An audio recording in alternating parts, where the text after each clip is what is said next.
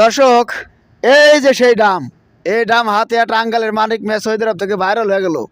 বেটা আজকে দেশে যা লক্ষ লক্ষ টাকার জায়গা কিনে সেই ডাম। তবে বিষয় সেটা না, আমি একটু এই ডাম নিয়ে কিছু পজিটিভ কথা বলতে চাই।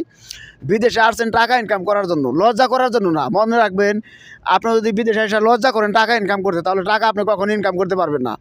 আর এই যে যে ডাম, এই বলদের ডাম, এই ডাম যদি আপনি ঠিক মতো হাতাইতে পারেন, ঠিক আছে, তাহলে এটা বলদেন না, এটা মনে করবেন স্বর্ণের ডাম। এই বিদেশে এই ডাম হাতিয়ে অনেকে লক্ষ লক্ষ টাকা ইনকাম করে গেছে। এখন অনেকে বলবেন যে এই ডাম এত লক্ষ লক্ষ টাকা কীভাবে ইনকাম করে। দেখেন, এই ডামের ভিতরে আপনার লোহা, তারপরে অ্যালুমিনিয়াম, মানে যত রকমের জিনিসপত্র আছে, মানে যেগুলো হচ্ছে বাইরে বিক্রি করা যায়, তার সব কিছু কিন্তু এখানে ফেলায়। তো এখান থেকে অনেকে কুড়াই নিয়ে ওগুলো আবার কি ওই পুরান মার্কেটে বিক্রি করে দেয়। তো এইভাবে কিন্তু অনেকে এই বিদেশে আমার জানা মতো অনেকে লক্ষ লক্ষ টাকা ইনকাম করছে।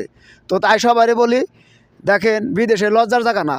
আর কাজ কখনো ছোটো হয় না। আপনি ডাম হাতে যদি এখান থেকে যদি হচ্ছে আপনি জিনিসপত্র নিয়ে বিক্রি করেন, করলে তো আপনার ইজ্জত যাব না। হয়তো আমরা তো বাংলাদেশি মানুষ, অনেকে বলবো যে দাম হাতায়, দেশের ইজ্জত নষ্ট করে, এই করে ওই করে।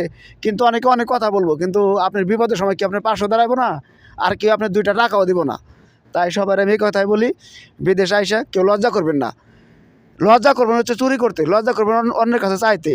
কাজে কর্মে কখনো লজ্জা রাখতে নাই। যাই হোক, ভালো থাকেন সবাই। আজ এ পর্যন্ত, আল্লাহ হাফিজ।